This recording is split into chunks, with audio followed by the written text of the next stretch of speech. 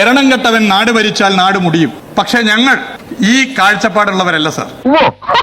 എങ്കിൽ പിന്നെ പ്രശ്നമേ ഇല്ല. നമ്മുടെ ആരോഗ്യ വകുപ്പ് മന്ത്രി കെ മുരളീധരൻ നിയമസഭയിൽ ഒരു സത്യമായി അങ്ങ് പറഞ്ഞു. ആരോഗ്യവകുപ്പിൽ നിന്ന് ആകെ നേരിടുന്ന ഒരു പ്രശ്നം എന്ന് പറയുന്നത് കഴിഞ്ഞ 10 വർഷക്കാലത്തെ റീൽസും അവസാനത്തെ 5 വർഷത്തെ വീണ വീട്ടലും ആയിരുന്നു സാർ. ജനങ്ങൾക്ക് എല്ലാവർക്കും അറിയാവുന്ന പ്രശ്നമായിരുന്നു, ഒരു സത്യമായിരുന്നു. അത് പച്ചയ്ക്കൊന്ന് കെ മുരളീധരൻ നിയമസഭയിൽ പറഞ്ഞു. വീണവായന അങ്ങ് തുടങ്ങി. എവിടെ? ഫേസ്ബുക്കിൽ. വിടുവായിത്തം നിർത്തി വകുപ്പിനെ നയിക്കണമെന്ന് വീണ ജോർജ് മന്ത്രിയോട് ആവശ്യപ്പെട്ടു. ഇവർ തോറ്റതായി ഇവരുടെ മനസ്സിൽ തോന്നുന്നതേയില്ല. ജനം ഞങ്ങൾക്ക് വേണ്ടി കൊതിച്ചിരിക്കുകയാണെന്നാണ് ഈ പാവങ്ങളുടെ ഒരു ധാരണ. എന്നെ കഷ്ടല്ലേ, കോമൺ സെൻസ് ഇല്ലാത്തതിന്റെ കുഴപ്പേ. 10 വർഷത്തെ റീൽസും 5 വർഷത്തെ വീണാമീട്ടലും എന്ന് പറഞ്ഞ വിഷയത്തെ നിസാരവൽക്കരിച്ച മന്ത്രിയുടെ നടപടി അങ്ങേറ്റം പ്രതിഷേധാർഹമാണ്. കഴിഞ്ഞ 5 വർഷം കൊണ്ട് വീണമീട്ടലും നിയമസഭയിൽ ചെന്ന് നിന്ന് നിരന്തരം കപ്പിത്താന് വാഴ്ത്തുപാട്ടും പാടുകയല്ലാതെ ചുമ്മാതെ കെട്ടിപ്പൊക്കിയ ഒഴിഞ്ഞ കുറെ കെട്ടിടങ്ങളില് റിബണും വലിച്ചു കെട്ടി അത് മുറിക്കുകയല്ലാതെ എന്താ ചെയ്തത്? ഇതൊരു വല്ലാത്ത ജന്മം തന്നെ. അതെ, ഇതൊരു വല്ലാത്ത ജന്മം തന്നെയാണ്. ഞാൻ ഇതുവരെ പറഞ്ഞില്ലെന്നേ ഉള്ളൂ. മന്ത്രി തന്റെ ഉത്തരവാദിത്തം മറക്കേണ്ടെന്നും വീണ ജോർജ് ഓർമ്മിപ്പിച്ചു. ജനം വീട്ടിലിരുത്തിയവിടെ ആര് മറുപടി പറയും? ഭരണം മാറിയതൊന്നും ഈ സ്ത്രീയുടെ തലയിൽ കയറിയിട്ടില്ല. പാർട്ടി പറഞ്ഞു, മത്സരിച്ചു, 8 നിലയിൽ പൊട്ടി. പക്ഷെ ഇപ്പോഴും ജനങ്ങളുടെ ആരോഗ്യമെല്ലാം എന്റെ ഉത്തരവാദിത്തമാണ് എന്ന് ചിന്തിച്ചു നടക്കുകയാണ് ഈ പാവം സ്ത്രീ. ഇത് വലിയ പാട് തന്നെപ്പാ. എരണം കെട്ടവൻ നാട് ഭരിച്ചാൽ നാട് മുടിയും. നിപ്പ പോലെ ഇതുവരെ കേൾക്കാത്ത രോഗങ്ങൾ കേരളത്തിൽ ബാധിക്കുന്നു. വവ്വാലാണത്രേ അത് പരത്തുന്നത്. കെ കരുണാകരനും എ കെ ആന്റണിയും ഉമ്മൻചാണ്ടിയും ഭരിച്ചപ്പോൾ നാട്ടിൽ വവ്വാൽ ഉണ്ടായിരുന്നില്ലേ? ഇപ്പോൾ വവ്വാൽ രോഗം പരത്താൻ കാരണം ഭരിക്കുന്നവർ ശരിയല്ലാത്തത് കൊണ്ടാണ്. പക്ഷെ ഞങ്ങൾ ഈ കാഴ്ചപ്പാടുള്ളവരല്ല സർ. വ്യക്തിപരമായി മന്ത്രിയെയോ മുഖ്യമന്ത്രിയെയോ ഈ വിഷയത്തിൽ അധിക്ഷേപിക്കാൻ ഞങ്ങളില്ല. അത് ഇടതുപക്ഷത്തിന്റെ രാഷ്ട്രീയ സംസ്കാരമല്ല. അത് പിന്നെ എനിക്കറിയില്ലേ ചേട്ടന്റെ സ്വഭാവം. ഇവിടെ ഏതെങ്കിലും തരത്തിലുള്ള പകർച്ചവ്യാധി വരുന്നത് ഏതെങ്കിലും ഭരണാധികാരി ഭരിക്കുന്നത് കൊണ്ടാണെന്ന് കരുതുന്നവരല്ല സാർ. ഇപ്പോഴത്തെ ആരോഗ്യമന്ത്രിയുടെ കാഴ്ചപ്പാടല്ല ഞങ്ങളുടെ കാഴ്ചപ്പാട്.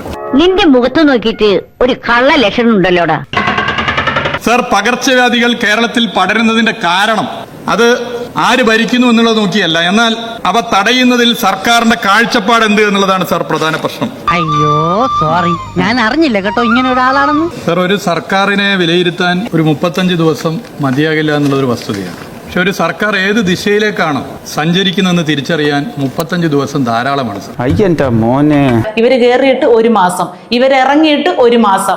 അതൊന്ന് ഓർത്തോണം. ഇത്രയും കുറ്റപ്പെടുത്തുന്നുണ്ടല്ലോ. കെട്ടിടം തകർന്നു വീണ സമയത്തും രോഗികള് ചികിത്സ കിട്ടാതെ മരിച്ച സമയത്തും തിരുവനന്തപുരം മെഡിക്കൽ കോളേജിലെ ഡോക്ടർ തന്നെ ശസ്ത്രക്രിയക്ക് ഉപകരണങ്ങളില്ലെന്ന് പറഞ്ഞ സമയത്തും ഇവരെന്താ പറഞ്ഞത്? ഞാനൊരു സത്യം പറഞ്ഞ് വിശ്വസിക്കൂ. എനിക്കത് ഓർമ്മയില്ല. എനിക്ക് ഓർമ്മയുണ്ട്. ഇതൊന്നും നമ്മുടെ പ്രശ്നം കൊണ്ട് സംഭവിക്കുന്നതല്ല. കെട്ടിടം തള്ളിമറിച്ചത് ആരോഗ്യവകുപ്പ് മന്ത്രിയല്ല. രോഗികൾക്ക് രോഗമുണ്ടാക്കുന്നത് ആരോഗ്യവകുപ്പ് മന്ത്രിയല്ല. പകർച്ചവ്യാധികൾക്ക് കാരണം ആരോഗ്യവകുപ്പ് മന്ത്രിയല്ല. നമുക്ക് ഈ ഉത്തരവാദിത്വം ഒന്നും ഏറ്റെടുക്കാൻ പറ്റത്തില്ലെന്ന് പറഞ്ഞ ആളുകളാ. ഇനിയെങ്കിലും ഈ പണിയൊന്ന് നിർത്തിക്കൂടെ? പകർച്ചവ്യാധി പകരാതിരിക്കാൻ സർക്കാരിനോടൊപ്പം നിന്നുകൊണ്ട് എന്തൊക്കെ ഇടപെടൽ നടത്താൻ വേണ്ടി സാധിക്കും ആ ഇടപെടലുകൾ നടത്തി മുന്നോട്ട് പോവുക എന്നുള്ള ക്രിയാത്മക പ്രതിപക്ഷത്തിന്റെ ചുമതലയാണ് ഞങ്ങൾ നിർവഹിച്ചിട്ടുള്ളത്, നിർവഹിക്കാൻ ഉദ്ദേശിച്ചിട്ടുമുള്ളത്. എന്റെ പൊന്നോ വേണ്ട, എന്നിട്ട് താരിക്കിട്ട് തട്ടാനല്ലേ. എന്നാൽ ചില ഗൗരവമേറിയ പ്രശ്നങ്ങൾ, സർക്കാർ തിരുത്തേണ്ട വിഷയങ്ങൾ, അടിയന്തരമായി തിരുത്തി മുന്നോട്ട് പോകേണ്ട പ്രശ്നങ്ങൾ, അത് ചൂണ്ടിക്കാട്ടുക ഞങ്ങളുടെ ഉത്തരവാദിത്തമാണ്. ഭരണം പോയതിന്റെ മനപ്രയാസത്താൽ ചില്ലറ വിങ്ങലല്ല സഖാക്കളുടെ ഉള്ളിലുള്ളത്. ആരോഗ്യ മേഖലയിലെ കേരള മോഡൽ ലോകമാകെ അംഗീകരിച്ചതാണ്. എന്നാൽ ആ കേരള മോഡൽ UDF ഗവൺമെന്റ് കൈവിടുന്നു എന്നുള്ളതിന്റെ സൂചനകളാണ് ഈ 35 ദിവസത്തെ ഇടപെടലുകളിൽ നിന്ന് മനസ്സിലാക്കാൻ വേണ്ടി സാധിക്കുന്നത്. അത് അനുവദിക്കാൻ വേണ്ടി പറ്റില്ല എന്ന് പറയാൻ ഞാൻ ആദ്യമേ ആഗ്രഹിക്കുകയാണ്. അത് ഞങ്ങളുടെ മാത്രം അഭിപ്രായമല്ല, കേരളത്തിലെ 100% വരുന്ന ജനങ്ങളും ആഗ്രഹിക്കുന്നതാണ്. സ്വന്തം ഇഷ്ടത്തിന് തട്ടിവിടുന്ന പറയൂ. സർ, മെയ് 20, 2021 LDF ഗവൺമെന്റ് അധികാരമേറ്റപ്പോൾ കോവിഡ് കാലമായി. കോവിഡ് കാലം അധികാരമേറ്റ LDF സർക്കാരിന്റെ ആദ്യ മാസം ജീവൻ രക്ഷിക്കുവാനുള്ള പോരാട്ടത്തിന്റേതായിരുന്നു. ഇനിയിപ്പോ കൂടുതൽ വിസ്തരിച്ച് എന്നെ കേൾപ്പിക്കണ്ട, എനിക്കറിയാം. ഇടതുപക്ഷം ഹൃദയകക്ഷമാണെന്ന് മനുഷ്യരെ ഓർമ്മിപ്പിക്കാൻ നിരന്തരം ഇങ്ങനെ പാടിക്കൊണ്ടേയിരിക്കും ഞങ്ങൾ. സാർ, മെയ് 18, 2026 അധികാരത്തിൽ വന്ന UDF സർക്കാരിന്റെ ആദ്യ മാസം ഭരണപരമായ തർക്കങ്ങളുടെയും പ്രഖ്യാപനങ്ങളുടെയും ഭാഗമായി പലരുടെയും മാനം രക്ഷിക്കാനുള്ള മാസമായി മാറി എന്നുള്ളതൊരു വസ്തുതയാണ് സാർ. അതാ നിന്റെ വിഷമം അല്ല പിന്നെ? എന്തെല്ലാം പകർച്ചവ്യാധികളാണ് സാർ കേരളത്തിൽ ഈ മഴക്കാലത്ത് പെരുകുന്നത്. Nipah, Ebola mpox, shigella, West Nile, dengue, malaria, cholera, amoebic മസ്തിഷ്ക ജ്വരം, കുരങ്ങുപനി. സാർ, ഇവിടെ ഈ പറയുന്നത്ര യാതൊരു ഭീകരമായിട്ടുള്ള അന്തരീക്ഷവും കേരളത്തിലില്ല, ആരോഗ്യവകുപ്പിലും ഇല്ല. ഇവൻ പറയുന്നത് വിശ്വസിക്കരുത്. ഇവൻ ഭക്ഷണം കഴിക്കാനും കള്ളം പറയാനും മാത്രമാണ് വാ തുറക്കുന്നത്. പിന്നെ സാർ, ആരോഗ്യവകുപ്പിൽ നിന്ന് ആകെ നേരിടുന്ന ഒരു പ്രശ്നം എന്ന് പറയുന്നത് കഴിഞ്ഞ 10 വർഷക്കാലത്തെ റീൽസും അവസാനത്തെ 5 വർഷത്തെ വീണ വീട്ടലുമായിരുന്നു സാർ. ഈ സർക്കാർ വന്നതിന് ശേഷം റിപ്പോർട്ട് ചെയ്യപ്പെട്ടാൽ അത് ഉടനെ തന്നെ അന്വേഷിച്ച് അതിന് പ്രതിരോധ നടപടികൾ സ്വീകരിക്കാൻ സർക്കാരിന് കഴിഞ്ഞിട്ടുണ്ട്. ഇത് വലിയ പുലിവാലായല്ലോ എന്റെ ഈശ്വര. ഈ സർക്കാരിന്റെ കാലത്ത് ഞാൻ അധികാരത്തിൽ വന്നതിന് ശേഷം ആകെ ഒരു കേസാണ് റിപ്പോർട്ട് ചെയ്തത്. ഉടൻ തന്നെ അതിനുള്ള പ്രതിരോധ നടപടികൾ സ്വീകരിച്ചു. ഇതുവരെ ഒരാൾക്ക് മാത്രമാണ് സാർ പോസിറ്റീവായത്. രോഗിക്ക് രോഗം സ്ഥിരീകരിച്ചപ്പോൾ ഇവിടെ ആദ്യം ശ്രീ റിയാസ് പറഞ്ഞു, മന്ത്രി ഒന്ന് പറഞ്ഞു, ഉദ്യോഗസ്ഥർ വേറെ പറഞ്ഞു. ഇതൊന്നും ശരിയല്ല, ഞാൻ സമ്മതിക്കില്ല. ചില ഉദ്യോഗസ്ഥന്മാർ ഭരണം മാറിയത് അറിയാതെ കഴിഞ്ഞ സർക്കാരിനോട് കൂറ് കാണിക്കുന്ന ചില പ്രവർത്തനങ്ങൾ നടത്തിയപ്പോൾ അവരിന്ന് കസാല മാറ്റിയിരുത്തിയിട്ടേ ഉള്ളൂ സാർ. മറ്റൊരു കുഴപ്പമില്ലായി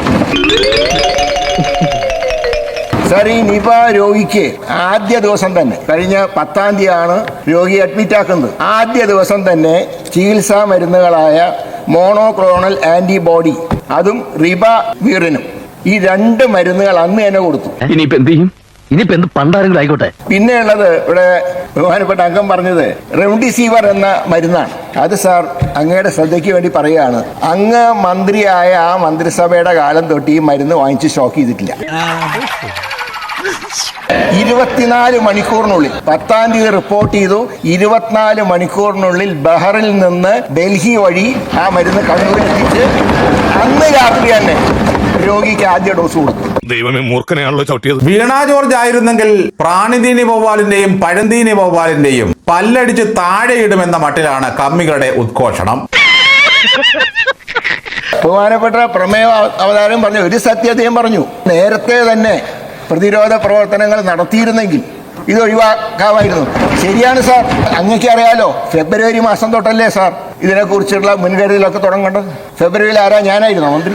ഇതിനാണ് അവനവൻ പാരാന്ന് പറയുന്നത്. ഫെബ്രുവരി മുതൽ ഒന്നും നടത്തിയില്ല സാർ. ഒരു രോഗപ്രതിരോധ പ്രവർത്തനങ്ങളും നടത്തിയില്ല. മഴക്കാല ശുചീകരണ പ്രവർത്തനങ്ങൾ ഒന്നും നടത്തിയില്ല.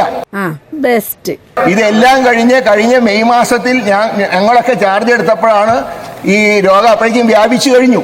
പക്ഷേ ആ വ്യാപനത്തിന് ഒരു പരിധി വരെ തടയാൻ ഈ സർക്കാരിന് കഴിഞ്ഞിട്ടുണ്ട്. ഇതൊക്കെ മറുപടിയിൽ പറഞ്ഞ കാര്യങ്ങളാണ്. അദ്ദേഹം നേരത്തെ തയ്യാറാക്കി കൊണ്ടുവന്ന ഒരു പ്രസംഗം കാരണമാണ് അതൊക്കെ എഴുതി വായിച്ചത്. എന്തിനാടോ നായരെ വെറുതെ എന്റെ ബ്ലഡ് പ്രഷർ ഇങ്ങനെ കൂട്ടണേ? അതുപോലെ തന്നെ അദ്ദേഹം പറഞ്ഞത് ചില ഉദ്യോഗസ്ഥന്മാരില്ല. സാർ, ഞാൻ ചോദിക്കട്ടെ, ജില്ലാ മെഡിക്കൽ ഓഫീസർമാരില്ല, സമ്മതിച്ചു. 5 ജില്ലകളിൽ ഇപ്പോൾ DMOമാരില്ലെങ്കിലും ചാർജുള്ളവരുണ്ട്. എന്നുതൊട്ടാണ് ആ പോസ്റ്റ് ഒഴിവായത്. കണ്ണൂർ, കോഴിക്കോട്, കാസർഗോഡ്, ഇടുക്കി, മലപ്പുറം ജില്ലകളിലൊക്കെ ചാർജ് ഓഫീസർമാർ ഞങ്ങൾ വന്നിട്ടാണ് സാർ കൊടുത്തത്. മാത്രമല്ല ഇതിന്റെ ലിസ്റ്റ് തയ്യാറാക്കിയിട്ടില്ല. ഇപ്പോഴാണ് DPC കൂടി ലിസ്റ്റ് തയ്യാറാക്കി സാർ. അത് ഇന്നോ നാളെയായിട്ട് ലിസ്റ്റ് പുറത്തിറക്കും. ഇത് DPC കൂടണേ സാർ, ഇതൊന്നും കൂടിയിട്ടില്ല.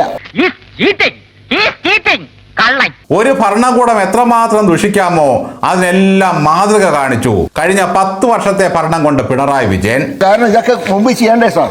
അധികാരത്തുള്ള കാലത്ത് ഇതുവരെ നോക്കിയോ? ഇതൊന്നും നോക്കാതെ എല്ലാം തുറന്നു വിട്ട് ഞങ്ങൾ വന്നപ്പോൾ അതിന് കുടത്തുനിന്ന് പോയ ഭൂതത്തിനെ തിരിച്ചു കയറ്റാൻ ശ്രമിച്ചുകൊണ്ടിരിക്കുകയാണ്. അപ്പോഴാണ് ഇവിടെ എല്ലാം നശിച്ചു എന്ന് പറയുന്നത്. അതിന് വെച്ച വെള്ളം വാങ്ങി വെച്ചേ മോനെ. സ്ത്രീകളെ അപമാനിക്കുന്നതിൽ പ്രത്യേക അഭിരുചി കാണിക്കുന്ന ആളാണ് K. മുരളീധരൻ എന്ന് പൊതുസമൂഹം വിലയിരുത്തുകയാണ്.